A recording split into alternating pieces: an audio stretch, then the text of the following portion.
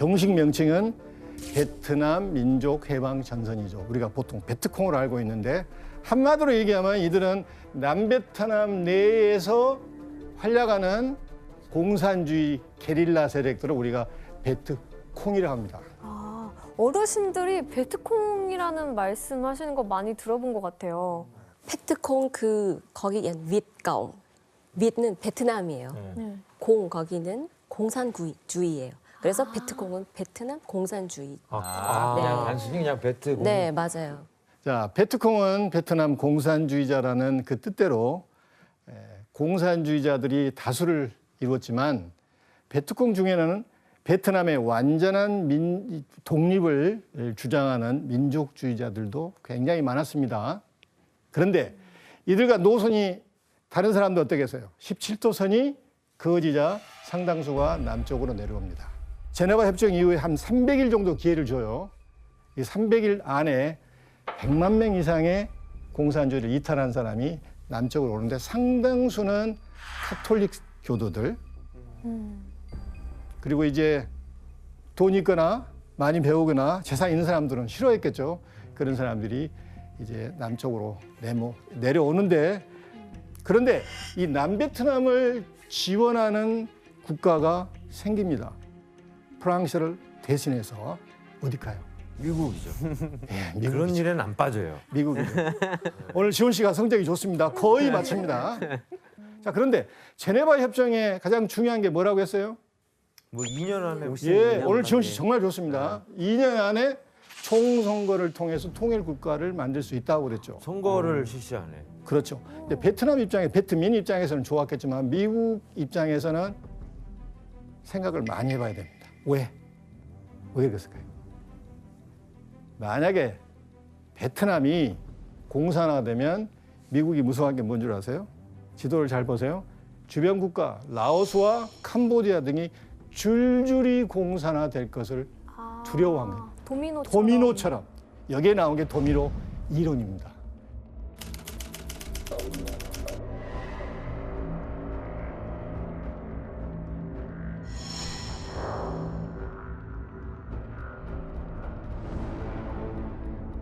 그래서 그 문제를 차단하기 위해서 베트남의 통일 문제에 미국이 개입한 거예요.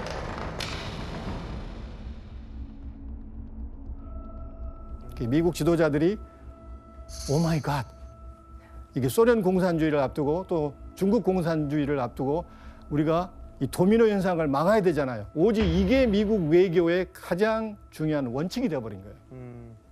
북쪽은 호치민이라는 절대적인 지도자가 있고 단결이 돼서 사실 정치, 경제, 문화 부분에서 북베트남은 상당히 안정이 되고 있었습니다. 그렇다면 이제 문제는 남베트남의 상황은 어땠을까요? 자, 남베트남에는 미국의 지원을 받은 새로운 지도자가 등장하게 되는데 어떤 인물인지 사진으로 한번 볼게요. 이름은 응오디엔 지엠. 베트남의 프랑스 식민 시절 내무 대신으로까지 임명됐던 인물입니다. 1954년 수상으로 정계에 복귀했는데 미국이 특히 그에게 힘을 실어준 이유는 응오딘 지엠이 열렬한 반공주의자였기 때문입니다. 공산주의를 뼛속같이 싫어하는 사람이에요. 원래 남베트남은 이 황제가 있는 군주제가 유지되었는데 미국의 지원을 받은 이 응오딘 지엠이 등장하면서 큰 변화의 기록이 서게 됩니다.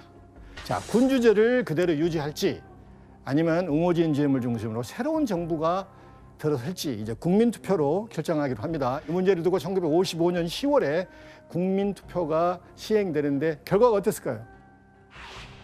득표율 98.2%.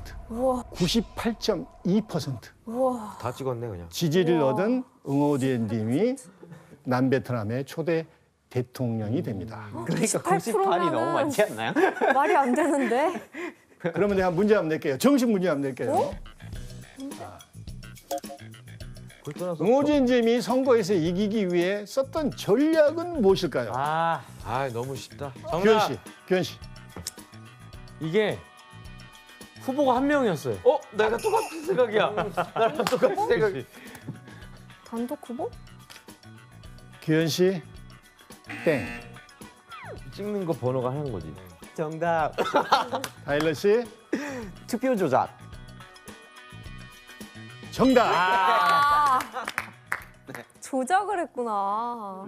이런 압도적인 지지율을 받은 이유는 그의 동생이 선거를 조작했습니다. 그쵸. 98%가 나올 수가 없죠. 그렇죠.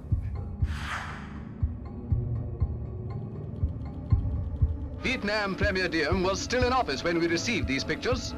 Unfortunately, the West does not agree about Saigon.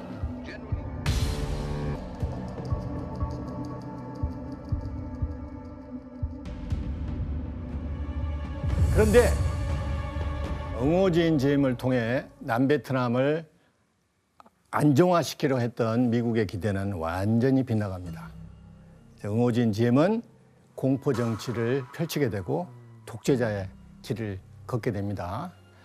이 GM은 반체제 인사들을 공산주의로 몰아서 투옥하고 죽여버리기도 합니다. 약 12,000명이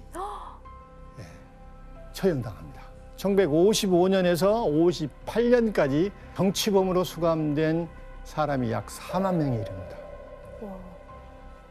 응호진 지임이 이렇게 공포 정치 속에서 베트남을 혼란으로 몰아가고 있는 동안 남베트남에서는 어떻게 해서요? 베트콩 세력이 훨씬 세력을 확장하겠죠? 왜? 남베트남 정권에 대해서 반체제 인사가 많이 늘어날 거 아니에요.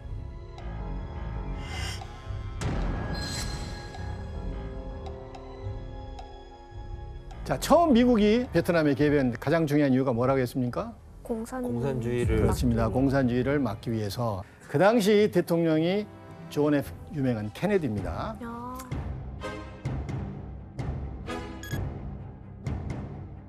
케네디 대통령의 측근들이 이게 시아에서 오는 정보를 보니까 이게 상당히 이게 복잡한 거예요. 자칫하면은 완전히 남베트남이 공산주의로 넘어갈 것 같아요. 그래서 결과 이거 큰일 났다. 베트콩 세력이 만만치 않은 거예요. 이거 안 되겠습니다. 미군을 비밀리에 더 보내야 되겠습니다. 그래서 결국 케네디가 승인하는데 1961년 5월 미국은 베트남에 400명의 특수부대와 100명의 군사 고문단을 파견하게 됩니다.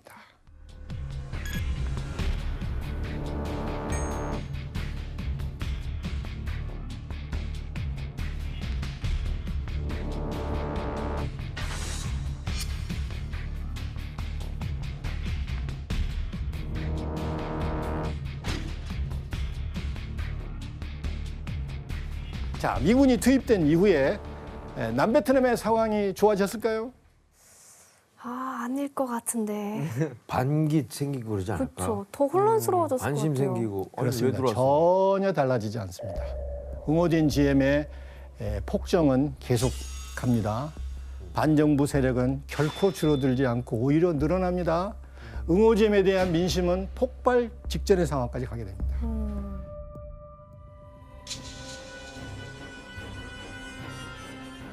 이 GM이 특히나 노골적으로 탄압하고 박해했던 것이 어딘 줄 아십니까?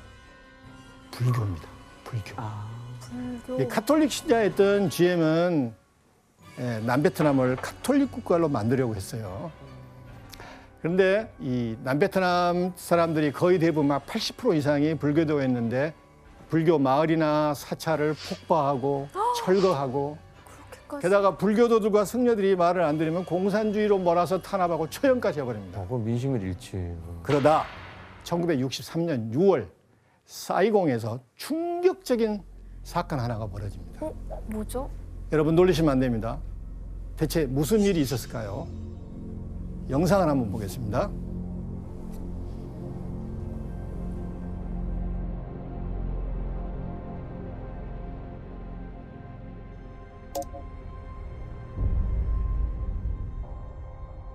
뭐야? 뭘 붓고 있는 거야?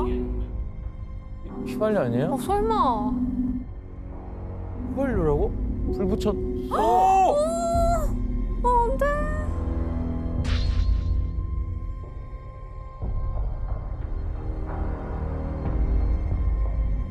이게 어떡해. 아니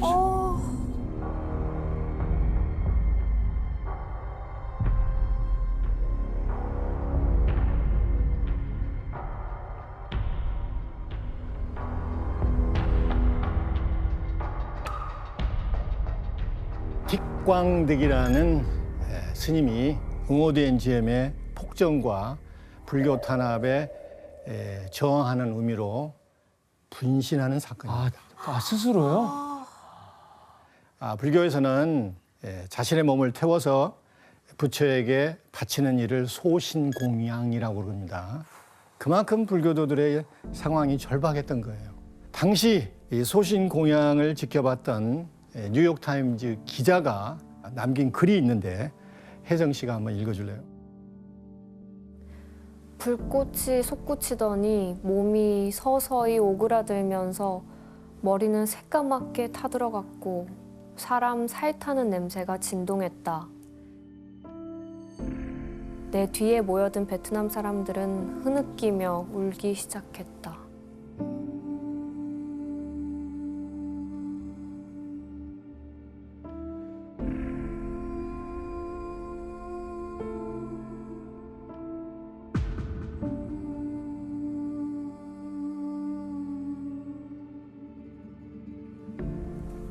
자, 이 사건에 대한 정부의 반응은 어땠을까요? 어처구니 없는 일이 일어납니다. 이런 상황에서 응오드엔지엠의 퍼스트 레이디, 즉 영부인 역할을 했던 마담 누가 이런 발언을 해요.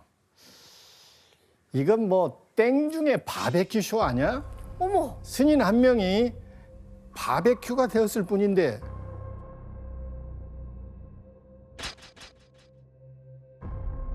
The only thing they have done, they have barbecued one of their monks, whom they have intoxicated, whom they have abused the confidence, and even that barbecuing was done not even with self-sufficient means, because they use imported gasoline.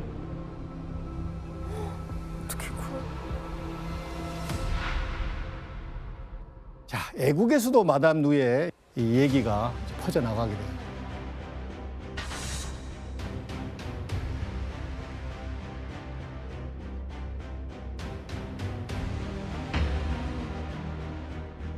이 발언 때문에 남베트남은 요동이 치게 됩니다. 수많은 스님들이 약 68명이 그 뒤를 이어서 소신공연을 합니다. 대학생들과 시민들이 거리로 나와 반정부 투쟁 운동을 하게 됩니다. 상황이 걷잡을 수 없게 됩니다.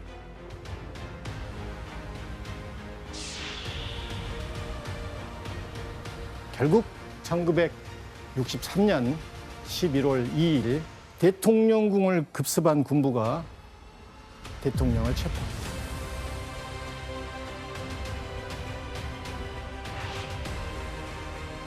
이렇게 응오드엔지엠의 정권은 쿠데타로 막을 내리게 됩니다. 장갑차로 호송하는 과정에서 그와 그 동생을 죽여버립니다.